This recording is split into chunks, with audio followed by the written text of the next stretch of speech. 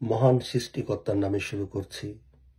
আমি মহান মুক্তিযুদ্ধের অন্যতম সিপাহ সালাহ, বাঙালি জাতির পিতা বঙ্গবন্ধু শেখ মুজিবুর রহমানের গঠিত মন্ত্রী পরিষদের স্বাস্থ্য, পরিবার পরিকল্পনা, সমাজ কল্যাণ মন্ত্রী জোহর আহমেদ চৌধুরীর সন্তান। আমার নাম জসিমউদ্দিন চৌধুরী। আমি আপনাদেরকে সালাম জানাই। আসসালামু আলাইকুম। বন্ধুরা আমার, আজকে আমি আপনাদের সামনে এসেছি মহান মুক্তিযুদ্ধের বিপ্লবী সরকারের ও মুজিবনগর সরকারের প্রধানমন্ত্রী তাজউদ্দিন আহমেদের সন্তান সোহেল তাজকে নিয়ে কিছু কথা বলার জন্য। আমি সোহেল তাজের মতো তেমন কোনো বড় মাপের নেতা নয় এবং কোনো মন্ত্রী অথবা আওয়ামী লীগের কোনো দায়িত্বে ছিলাম না।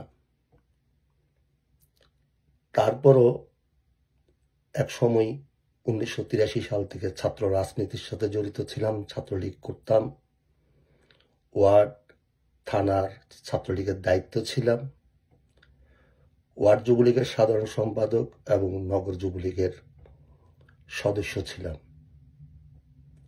1996 সালে আওয়ামী লীগ ক্ষমতা আসার পর আমি দেশ ছেড়ে বিদেশে চলে আসি নিজেকে গুছানোর জন্য। বিদেশে অবস্থান করেছিলাম, মাঝখানে কয়েকটা বছর দেশে ছিলাম। বন্ধুরা আমার, 1971 মহান মুক্তিযুদ্ধের পরবর্তী সময়ে মুক্তিযোদ্ধারা যখন ছিল রণক্লান্ত, দেশের মানুষ 224 বছরের স্বাধীনতার লাভের পর খুশিতে আত্মহারা ছিল, সেই সুযোগে জাতীয় আন্তর্জাতিক ষড়যন্ত্রের মধ্য দিয়ে বাঙালি জাতির পিতা বঙ্গবন্ধু শেখ মুজিবুর রহমানকে, তার সহপরিবারকে হত্যা করেছিল। পরবর্তীতে কারাগারের অভ্যন্তরে জাতির 4 শ্রেষ্ঠ সন্তান, মুক্তিযুদ্ধের 4 কর্ণধার, 4 সিপাহ সালাহ, ক্যাপ্টেন মনসুর আলী, শহীদুল ইসলাম, তাজউদ্দিন আহমেদ, কামরুজ্জামানকে হত্যা করেছিল।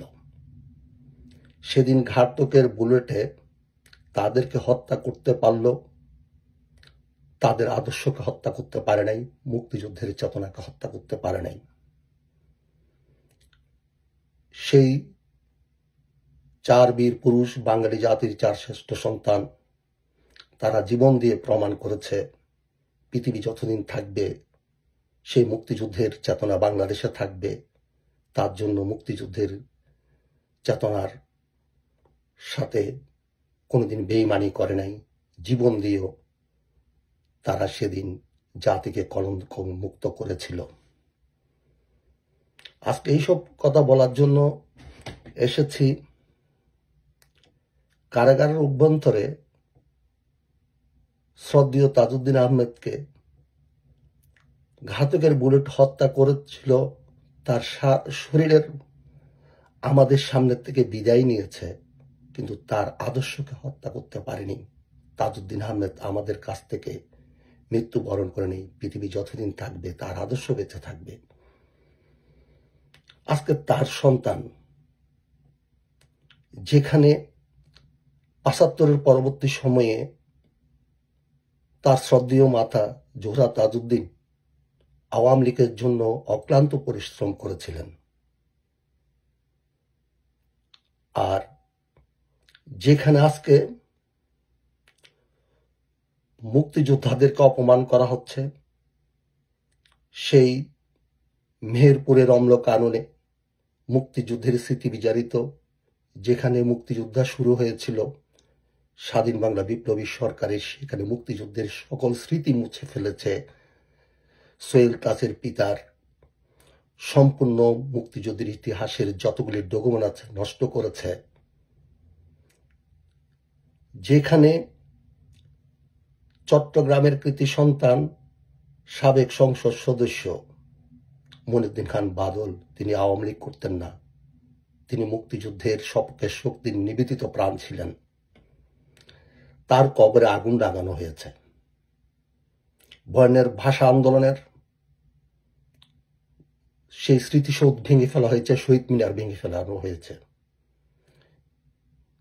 বীরশ্রেষ্ঠ এবং শহীদ বুদ্ধিজীবীদের সকল চিহ্ন মুছে বাংলাদেশকে পাকিস্তানি ভাবধারায় সৃষ্টি করার জন্য এই গত বছরের অগাস্টের 5 তারিখ থেকে অপচেষ্টা চলছে।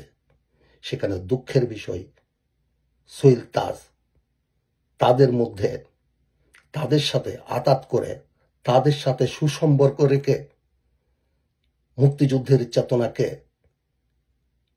হত্যা করার চেষ্টা করছে। সোহেল তাজের পক্ষে কোনোদিন সম্ভব হবে না। মুক্তিযুদ্ধের চেতনা বেঁচে থাকবে। সে তার পিতার সন্তান হয়ে যদি স্বাধীনতার বিক্ষোভ বিপক্ষে শক্তির সাথে হাত মিলানো হয় তাহলে খুব দুঃখের বিষয়। উনি শরীর চর্চা করেন, নিয়মিত ব্যায়ামাগারে যান, পাশাপাশি যদি উনি কোনো লাইব্রেরিতে যেত তাহলে তার শারীরিক বিকাশের সাথে সাথে তার মেধার বিকাশও ঘটত। ইতিহাস হচ্ছে মানব সভ্যতার প্রাচীন দলিল। এই দলিল কখনো মিথ্যা কথা বলে না। আমি যতই চেষ্টা করি আমার পিতা জহুর আহমেদ চৌধুরীকে তাজউদ্দিন আহমেদের স্থানে আনতে, এটা সম্ভব না। আর তাজউদ্দিন আহমেদকেও সোহেল তাজ যদি চেষ্টা করে বঙ্গবন্ধুর স্থানে আনার জন্য, তা সম্ভব না। ইতিহাসে যার স্থান সেই স্থান পাবে। বন্ধুরা আমার, আমি আজকে এসব কথা বিদেশের মাটিতে পীড়া দিচ্ছে, মনে দুঃখ দিচ্ছে, নিজেকে বিশ্বাস করছে না যে মুক্তিযুদ্ধের মহান সংগঠক 23 নম্বর কারাগার অভ্যন্তরে হত্যার পর সেদিন মুক্তিযুদ্ধের চেতনাকে ধূলিসাৎ করতে চেয়েছিল, কিন্তু মুক্তিযুদ্ধের চেতনা এখনো বেঁচে আছে। আমার পিতা জহুর আহমেদ চৌধুরীর নামে স্টেডিয়াম বাদ দেওয়া হয়েছে। আমার বাবার কবরও আমাদেরকে যেতে দেওয়া হচ্ছে না।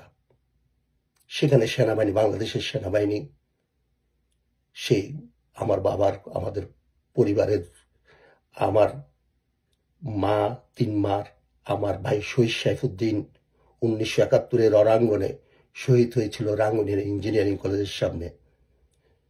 স্বাধীনতার 40 বছর পর সম্মানের সহিত সেই কবর থেকে উত্তোলন করে পুনরায় রাষ্ট্রীয় মর্যাদায় আমার ভাবি সফিনাজ মাহাতামের উদ্যোগে তাকে আমাদের এই দামপাড়ায় কবর দেওয়া হয়েছিল। তো কবর নিয়ে সবসময় ইতিহাস হয়। বাহাদুর শাহ জাফরকে দিল্লিতে কবর দেয় নাই, কেন দেয় নাই? তার মৃত্যুর পরে সেখান থেকে হাজার হাজার বাহাদুর শাহ জাফর হতো, তার জন্য তাকে ব্রিটিশরা কবর দিয়েছিলেন রেঙ্গুমে। বঙ্গবন্ধুকে 1975 হত্যার পর তার সহপরিবারকে কবর দেওয়া হয়েছিল বরণী কবরস্থানকে, বঙ্গবন্ধুকে দেওয়া হয়েছিল টঙ্গিপাড়ায়। এটা ছিল একটা ষড়যন্ত্র। কারণ 1975 পরে 1976 সালে বঙ্গবন্ধুর মৃত্যুবার্ষিকী হলে সেখান থেকে হাজার হাজার বঙ্গবন্ধু হতো, সেখানে বঙ্গবন্ধু সৃষ্টি হতো। আজকে বাংলাদেশের ইতিহাসে এরকম হতো না। মাস্টারদা সূর্য সেনকে হত্যার পর তার লাশ তার পরিবারকে দেয়নি। মাস্টারদার কোনো সমাধি নেই, কারণ তারা জানে যদি তার লাশ দেওয়া হয় তার অন্ত্যেষ্টিক্রিয়ার পর তার সমাধিতে হাজার হাজার সূর্য সেন জন্ম নেবে। তাই মৃত জহুর আহমেদ চৌধুরী, মৃত তাজউদ্দিন আহমেদ এবং মৃত বঙ্গবন্ধু অনেক শক্তিশালী। বন্ধুরা আমার, আজকে দেশের মানুষ শান্তিতে নেই। আমরা দেশের জন্য দোয়া করি। আমরা দেশের মানুষ আজকে চাকরি নেই, যাকে জিজ্ঞাসা করা হয় সে বলে দেশে ভালো নেই। আমরা সরকারকে বলবো বর্তমানে নির্বাচন দিয়ে জনগণের ক্ষমতা জনগণকে দিয়ে চলে যান। মুক্তিযুদ্ধের চেতনা এটা একদিনে শুরু হয় না, এটা 1757 সাল থেকে 16 ডিসেম্বর 1971 শেষ হয়েছে।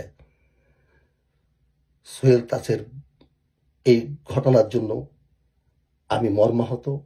সোহেল তাজ যেমন যে মন্ত্রী পরিষদের প্রধানমন্ত্রী ছিলেন, সেই মন্ত্রী পরিষদে আমার পিতাও মন্ত্রী ছিল। তার জন্য আমারও ছোটখাটো ক্ষোভ আছে। আমি আওয়ামী লীগ করতে চেয়েছিলাম, দেশে আমাকে আওয়ামী লীগ করার জন্য কোনো পদ পদবি দেয় নাই, কারণ আমার কাছে তেমন পয়সা নেই। আমি দারিদ্র পরিবারের ছেলে, নিজেই বিদেশে পরিশ্রম করে চলেছি। তাই আপনারা মনে করবেন না যে মুক্তিযোদ্ধার চেতনা ধ্বংস হয়ে যাবে। পৃথিবী যতদিন বেঁচে থাকবে মুক্তিযোদ্ধার চেতনা থাকবে। সোহেল তাজকে নিয়ে একটা কথা বলে আমি আমার কথা শেষ করছি, যে আল্লামা ইকবাল ভারতবর্ষের একজন দেশপ্রেমিক কবি, তিনি একটা কথা বলেছিলেন সোহেল তাজদের মতো মানুষকে উদ্দেশ্য করে, সিয়াসত এক মুনাফিক কি তজারাত হ্যায়, ইহা পার নুকসান কা কোই খতরা নেই হ্যায়। কারণ যে রাজনীতি একটা মুনাফিকি ব্যবসা, ওইখানে লোকসানের কোনো ভয় নেই। এটা সোহেল তাজদের মতো মানুষকে বলেছিল, কারণ ওনারা রাজনৈতিক করেছিলেন, ব্রিটিশ বিরোধী আন্দোলনের সাথে জড়িত ছিলেন, এই ধরনের অনেক ঘটনা তারা দেখেছিলেন। আমি সোহেল তাজের এসব কারণে দেশের মানুষকে, মুক্তিযোদ্ধার সপক্ষের শক্তিকে মর্মাহত হতে বলবো না।